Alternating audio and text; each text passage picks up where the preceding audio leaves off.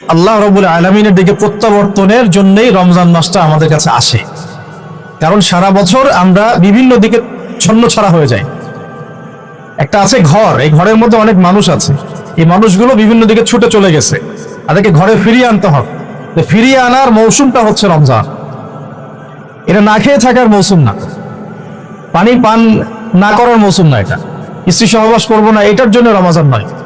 এটা আমাদের একটা রেগুলেশনস, রুলস, আল্লাহর পক্ষ থেকে দেয়া একটা রেগুলেশনস। এটা কিন্তু মূল উদ্দেশ্য না। আল্লাহ পাক কিন্তু এই উদ্দেশ্যে রমজান নাজিল করেন নাই বা আমাদেরকে দেন নাই যে আমরা শুধু খাবো না আর পান করবো না, স্ত্রী সহবাস করবো না। উদ্দেশ্যটা আল্লাহ পাক আয়াতের শেষে বলেছেন, লাআল্লাকুম তাত্তাকুন, যাতে করে তোমরা তাকওয়া অবলম্বন করতে পারো। আর এটা শুধু একদিন এক মাসের কোনো ট্রেনিং সেশন না, এটা বছর জুড়ে যেন থাকে, সারা জীবন জুড়ে যেন থাকে। এই জন্যই বেসিক্যালি রমাদান আসে। এই যে আজকে 6 বা 7 রমজান চলছে, আমরা কতজন ফিকির করেছি যে আসলে রমজান কি জন্য আসছে? আল্লাহ পাক যে আমাকে রমজানটা দিলেন, আমি তো সৌভাগ্যবান। রমজানটা আসলো কেন? এটা কেন দিলেন আল্লাহ? কেন না খেয়ে থাকতে হবে আমাকে? কেন আমাকে পানি পান না করে থাকতে হবে? কেন আমি স্ত্রী সহবাস করবো না? স্ত্রী তো আমার জন্য হালাল। হালাল স্ত্রী আল্লাহ পাকের জন্য ছেড়ে দিচ্ছি, আবার সেই রোজা রেখেই হারাম মেয়েদের সাথে সম্পর্ক। হালাল খাবার আমরা ছেড়ে দিচ্ছি, হালাল খাবার ছেড়ে দিলাম, অথচ অর্থনৈতিক জীবনে, ব্যবসায়িক জীবনে গিয়ে দেখেন সুদ, ঘুষ, দুর্নীতি আর করাপশন। হালাল পানি ছেড়ে দিলাম, এদিকে দেখেন মাদক, জিনা, ব্যভিচার, পরকিয়া, গীবত, তহমত, এগুলো ছাড়তে পারছি না। আসলে কেন এগুলো ছাড়তে বলা হচ্ছে? পানি, খাবার এবং স্ত্রী সহবাস, একটা আপনাকে সবর এর ইমতিহান দেওয়া হচ্ছে, তাকওয়ার একটা প্রশিক্ষণ দেওয়া হচ্ছে। এটা এক একটা শুধু একটা বিষয় নয়, একটা মূলনীতি যে খাবার ছেড়ে দিচ্ছ মানে কি?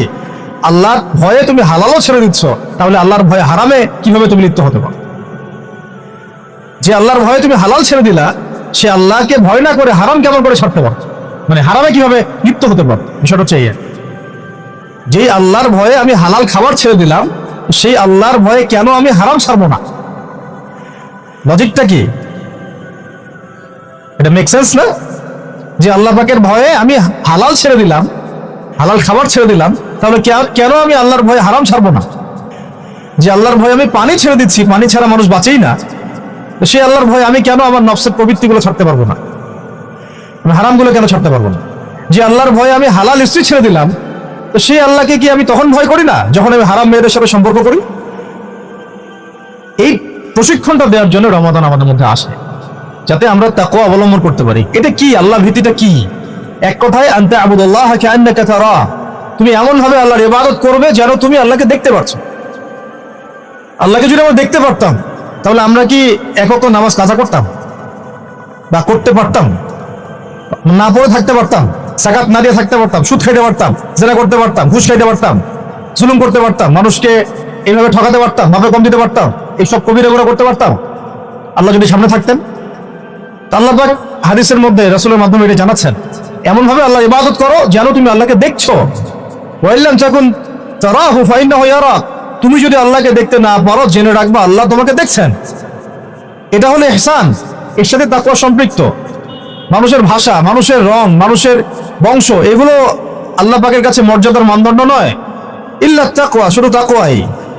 ইন্না আকরামাকুম ইনদাল্লাহি আতকাকুম, তোমাদের মধ্যে সবচেয়ে আকরাম ব্যক্তি আল্লাহর কাছে সেই যে ব্যক্তি আল্লাহ পাকের কাছে অনেক বেশি মুত্তাকি, পরহেজগার। এবং এটা বাহ্যিকভাবে লেবাস, পোশাক, দাড়ি টুপি দিয়ে বোঝা যায় না। এটা থাকে আত-তাকওয়া হা হুনা, কলিজার মধ্যে থাকে। আমার দাড়ি টুপি, জুব্বা, পাগড়ি দেখে আপনি বলতে পারবেন না যে আমি খুব মুত্তাকি মানুষ। এটা বলার কোনো সুযোগই নাই। আপনি ধারণা করতে পারেন সর্বোচ্চ হতে পারে মানুষটা ভালো, কিন্তু সে কতটুকু ভালো, কতটুকু মুত্তাকি, এটা আল্লাহ ছাড়া কেউ জানেন না। আরে রমজানে কি হয়েছে? কেন রমজানে এত করে আমরা আয়োজন করছি, সাওম রাখছি, যাকাত দিচ্ছি, তারাবি পড়ছি? আসলে খাসিয়াত কি? রমজানের খাসিয়াতটা কি? খাসিয়াত হচ্ছে এই মাসে কোরআন নাজিল হয়েছে। সুবহানাল্লাহ।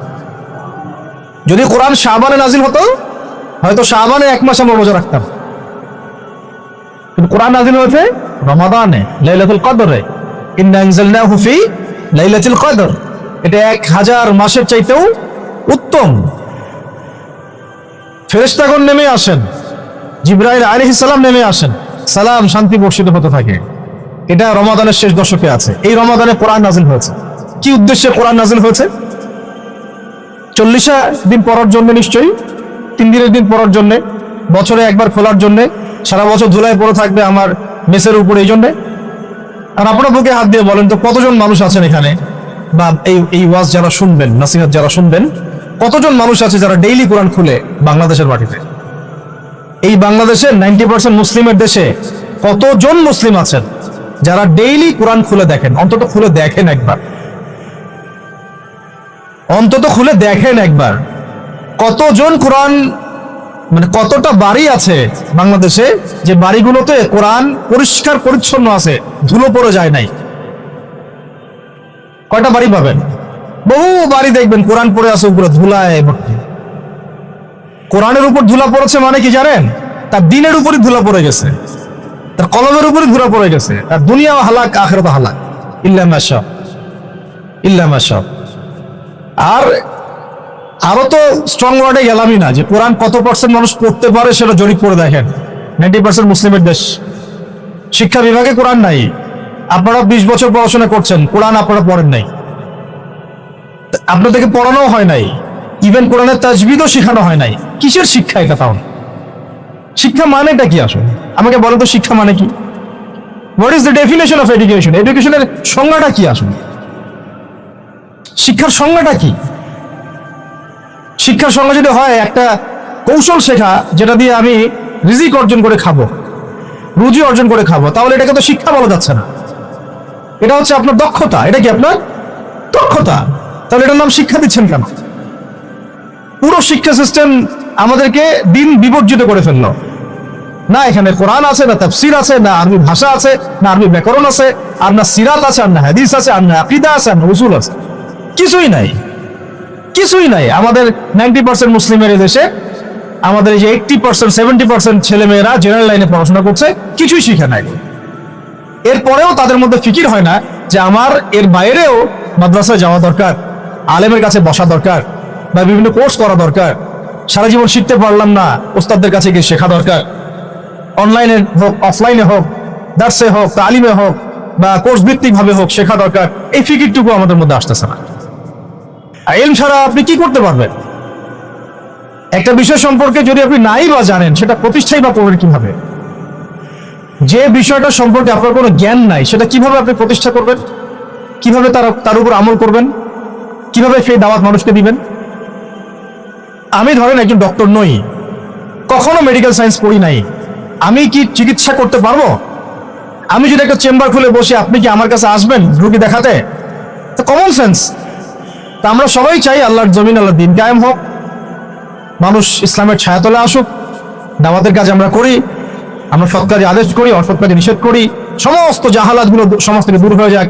জাহালাত দিয়ে সমাজটা ভর্তি হয়ে গেছে, দুর্নীতি হচ্ছে, খুন খারাপি হচ্ছে, গুম হচ্ছে, ক্রসফায়ার হচ্ছে, শিশুকে পর্যন্ত করা হচ্ছে, ছড়ানো হচ্ছে, আল্লাহর জমিনে আল্লাহকে গালি দেওয়া হচ্ছে, আল্লাহর জমিনে তার রাসূলকে গালি দেওয়া হচ্ছে। জাহালাতগুলো লিস্ট করলে তো কিয়ামত নেমে আসবে আমাদের উপরে। জাহালাতগুলো লিস্ট করলে, আর যদি একটা একটা করে ধরে আল্লাহ পাক শাস্তি দেওয়া শুরু করেন, তাহলে কিয়ামত নেমে আসবে আজকে বাংলাদেশের মাটিতে। এগুলো দূর করতে হলে তো আমাকে জানতে হবে কোনটা জাহালাত, এর সমাধান কি। এর সমাধানগুলো বের করার জন্য আমাদের পথ পদ্ধতি কি হওয়া উচিত, পদক্ষেপ কি হওয়া উচিত, এই ফিকিরটা আমাদের মধ্যে আসা উচিত। আমরা যদি এখন পর্যন্ত এই বিষয়গুলো মূল্যায়ন করতে ব্যর্থ হই, আজকে থেকে আগামী 20 বছর পরে আপনি, আমি, আমরা বিছানায় শুয়ে শুয়ে মৃত্যুর অপেক্ষা করতে থাকবো আর পস্তাইতে থাকবো, কাশ যদি যুবক বয়সে এই বুঝটা আমার মধ্যে আসতো আর আমি বুঝতাম আর দিনের জন্য কিছু করতে পারতাম। এতটুকু আজকের জন্য যথেষ্ট। আমরা ফিকির করি আমাদের জীবনের উদ্দেশ্য কি, লক্ষ্য কি, কেন দুনিয়াতে আসছি, কোথায় যাব, যাওয়ার পরে আমার কি হবে। যদি আমি দুনিয়া এবং আখিরাতে সফল হতে চাই, তাহলে ইসলাম ছাড়া অন্য কোনো রাস্তা নাই। যদি তাই হয়, তাহলে ইসলাম সম্পর্কে আমি জানি কতটুকু, আমার জ্ঞান কতটুকু আছে। জ্ঞান নাই, আমি শিখতে পারি নাই, স্কুল শিখাই নাই, কলেজ শিখাই নাই, আমার কি এই অজুহাতগুলো আল্লাহর সামনে চলবে কি চলবে না? টিকবে না। উত্তর কি? টিকবে না। যদি না টিকে, তাহলে আমাকে যে আল্লাহ পাক এখন শোনার তৌফিক দিলেন, এখন জানার তৌফিক দিলেন, এখন থেকে আমার পরিকল্পনা কি হওয়া উচিত, আমি কি করতে চাই, আমার পরিকল্পনা কি, আমার লক্ষ্য কি, আমার উদ্দেশ্য কি, দুনিয়া কি আমার লক্ষ্য না জরুরত, বাকিগুলো কি আমার লক্ষ্য না জরুরত, প্রয়োজন, এটাও আপনাকে বুঝতে হবে। এবং যদি আপনি বুঝে ফেলেন, হ্যাঁ সত্য মিথ্যা চিনে ফেলেন, আপনার লক্ষ্য উদ্দেশ্য চিনে ফেলেন, তাহলে আপনি নিজেই ছুটে আসবেন, আপনি নিজেই ছুটে আসবেন আলেমের দরবারে, ওস্তাদদের দরবারে। আপনি অস্থির হয়ে যাবেন কোথায় দিন পাওয়া যায়, কোথায় এলেম পাওয়া যায়, কোথায় কোরআন শেখা যায়, কোথায় সুন্নাহ শেখা যায়, কোথায় হাদিস শিখবো, কোথায় দিনের কাজ করব, কিভাবে করব, কাদের সাথে থাকবো। এই তাড়না আপনাকে হকের পথে নিয়ে আসবে ইনশাআল্লাহ।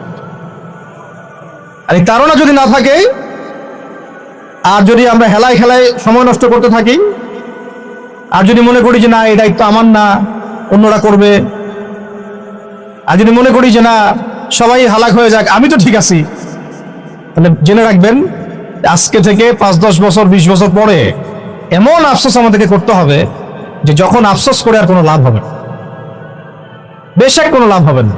আর যদি ওই আফসোসেরও সুযোগ আল্লাহ না দিয়ে তার আগেই মৃত্যু দিয়ে দেন, তাহলে তো আর দুনিয়াতে দ্বিতীয়বার ফিরে আসারও কোনো সুযোগ নেই। অতএব যুবক ভাই, আপনাদেরকে মানে স্ট্রংলি বিষয়গুলো আমি নসিহত করছি, চেষ্টা করছি যে অনতি বিলম্বে রমজানের এই হক আদায়ের চেষ্টা করেন, কোরআনের কাছে আসার চেষ্টা করেন। রমজান সেই মাস যেই মাসে কোরআন নাযিল হয়েছে। এই মাসে যদি কোরআন শিখতে না পারি, ইলম শিখতে না পারি, উলামায়ে কিরামদের সোহবতে না আসি, ঐক্যবদ্ধ হতে না পারি, সমাজের জাহালাতগুলো চিহ্নিত করতে না পারি, দাওয়াতের মাধ্যমে, তাবলীগের মাধ্যমে, প্রতিবাদের মাধ্যমে যদি এগুলোকে আমরা বন্ধ করতে না পারি, তাহলে বাংলার 90% সংখ্যাগরিষ্ঠ মুসলিমের দেশেও আমরা কোনোদিনও স্বাধীন হতে পারব না। বরং আমাদের উপরে ছড়ি ঘোরাবে পশ্চিমারা, হিন্দুত্ববাদীরা, উগ্রবাদীরা, সমাজের মুনাফিকরা, ফাসেকরা, জালেমরা, ফ্যাসিস্টরা। এরা আমাদেরকে দাসের মতো দাসত্বের শৃঙ্খলা আবদ্ধ করে রেখে দিবে। এখান থেকে কি আপনারা বের হতে চান না? যদি এখান থেকে আমরা বের হতে চাই, তাহলে আমরা সবাইকে যার যার জায়গা থেকে চিন্তা করতে হবে, কাজ করতে হবে, এবং যারা কাজ করছেন তাদের সাথে জুড়ে থাকতে হবে। আল্লাহ পাক আমরা সবাইকে কথাগুলো বোঝার, আমল করার তৌফিক দান করেন, আমিন।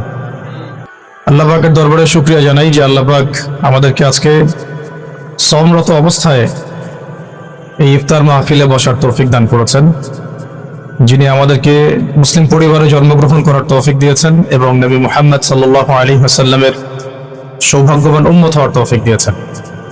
আলহামদুলিল্লাহ। এই নিয়ামতটা মনে হয় আমাদের কাছে খুব অল্প মনে হলো, তাই না? খুব স্বাভাবিক বিষয় মনে হলো, খুব নর্মাল বিষয় যে আমরা মুসলিম পরিবারে জন্মগ্রহণ করেছি, রাসূলুল্লাহর উম্মত হতে পেরেছি। এটা খুব স্বাভাবিক না বিষয়টা? ছোট বিষয় তো, বিষয়টা ছোট না খুব?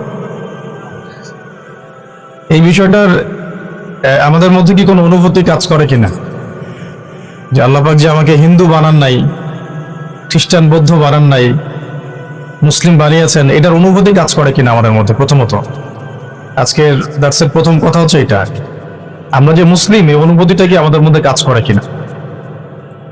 আল্লাহ পাক চাইলে তো আমাকে বৌদ্ধ, খ্রিস্টান, হিন্দু বানাতে পারতেন। তো আল্লাহ পাক আমাকে মুসলিম পরিবারে জন্মগ্রহণ করার তৌফিক দিয়েছেন। জন্ম নেওয়ার আগে আল্লাহ পাক আমাকে জিজ্ঞাসা করেন নাই তোমাকে কোন পরিবারে জন্ম দিব। কখনো কি মাথায় আসে যে আমি মুসলিম পরিবারে জন্মগ্রহণ করেছি, এর জন্য আল্লাহ শুকরিয়া আদায় করা উচিত? শুকরিয়া মানুষ কিভাবে আদায় করে? আর আপনি যদি কোনো ব্যক্তির জন্য বা আপনার স্ত্রী, সন্তান, আহাল পরিবার, মা বাবার জন্য সারা জীবন পরিশ্রম করেন, এই যে আপনারা পড়াশোনা করছেন, চাকরি বাকরি করবেন, কামাই রোজগার করে স্ত্রীদেরকে খাওয়াবেন, এরপরে যখন স্ত্রী কোনোদিন দেখবেন যে আপনার কৃতজ্ঞ হচ্ছে না, কথা শুনছে না, আনুগত্য করছে না, সন্তানের পিছনে এত খরচ করার পরেও, এত মেহনত করার পরেও সন্তান কথা শুনে না, তখন বোঝা যাবে কিছুটা যে অকৃতজ্ঞতা কাকে বলে। অকৃতজ্ঞতা কাকে বলে এটা তখন কিছুটা অনুধাবন করা যেতে পারে। যে স্ত্রীর জন্য, যে পিতামাতা সন্তান সন্ততির জন্য আমরা এত পড়াশোনা করলাম, মেসে থাকলাম, ডাল ভাত খেয়ে থাকলাম, ঘুম ত্যাগ করলাম, বহু টাকা পয়সা খরচ করলাম, তারপরে একটা চাকরি খুঁজতে গিয়ে জুতা ক্ষয় করে ফেললাম, বসের গালি খেলাম, 9টা-5টা অফিস করলাম, এমন কোনো পরিশ্রম নাই যেটা করলাম না। যাদের জন্য করলাম তারা আমার কথা শুনে না, তারা আমাকে মূল্যায়ন করে না, তারা আমার উপস্থিতির মূল্যায়ন করছে না, আনুগত্য করছে না, নির্দেশ ফলো করছে না, তখন বোঝা যাবে কিছুটা হলেও যে আসলে অকৃতজ্ঞতা কাকে বলে, আর মানুষ হিসেবে আমরা আল্লাহর কাছে কতটা অকৃতজ্ঞ। আর যে আল্লাহ রাব্বুল আলামিন নিঃস্বার্থভাবে আমাদের জন্য এত কিছু করলেন বা করেন, করে যাচ্ছেন এবং যাবেন, সেই আল্লাহ পাকের সন্তুষ্টির জন্য আমরা মুসলিম হওয়ার হকটুকু আদায় করতে পারছি না। মুসলিম পরিবারে জন্মগ্রহণ করতে পেরেছি মানে আমাকে তো 5 ওয়াক্ত নামাজ পড়তেই হবে, এর কোনো মাফ নাই। তাহলে আমরা কেন নামাজ পড়ি না? মুসলিম পরিবারে জন্মগ্রহণ করতে পেরেছি মানে হচ্ছে আমাকে রমজান মাসে সওম রাখতে হবে, সওম রাখার মতো রাখতে হবে, তারপরেও বহু মানুষ রাখে না। যাকাত দিতেই হবে, দিতে হবে মানে দিতে হবে বলতে দিলেও হবে না দিলেও হবে এমন নয়, নিসাব পরিমাণ সম্পদ হলে দিতেই হবে, তবু আমরা অনেকেই দেই না। দিনের ইলম নিয়ে কথা হচ্ছিল, একজন মুসলিমের উপরে দিনের জ্ঞান অর্জন করাটা ফরজ। আপনাদের জন্য পলিটেকনিক ইনস্টিটিউশনে পড়া ফরজ নয়, ওয়াজিবও না, সুন্নতও না, মুস্তাহাবও না, এটা আপনার জরুরত, দুনিয়াবি একটা জরুরত, স্রেফ জরুরত। কেমন জরুরত? এটা কাপড় পরা যেমন জরুরত, এটা প্রয়োজন। ক্ষুধা লাগছে তার মানে তো আমাকে 1 গামলা ভাত খেতে হবে না, আমার জরুরত যতটুকু খেলেই তো আমি আবার দাঁড়িয়ে যেতে পারতেছি। জরুরত প্রয়োজনকে জীবনের লক্ষ্য বানিয়েছি আমরা, এটাই আমাদের সবচেয়ে বড় একটা ভুল সিদ্ধান্ত হয়েছে। এবং এই প্রয়োজনটাকে মানে উপলক্ষ্যটাকে লক্ষ্য বানিয়ে আমরা যা করছি তার 5% আমরা পরকালের জন্য, আল্লাহর জন্য, দ্বীনের জন্য, ইসলামের জন্য করছি না। এই কারণেই আমরা যে মুসলিম পরিবারে জন্মগ্রহণ করতে পেরেছি এই বোধটুকু আমাদের মধ্যে জাগ্রত হচ্ছে না, যে আমার জীবন যাপন, আমার লক্ষ্য, আমার উদ্দেশ্য, আমার চালচলন, আমার কাজকর্ম, এগুলো যে আর 10 জনের মতো হতে পারবে না বা হওয়া উচিত না। অন্যদের সাথে যে আমার একটা পার্থক্য আছে, আদর্শগত পার্থক্য আছে, জীবনের লক্ষ্য উদ্দেশ্যগত পার্থক্য আছে, এই দুনিয়াতে আসার পিছনে যে রহস্য, এর পিছনেও পার্থক্য আছে, গন্তব্যেও পার্থক্য আছে।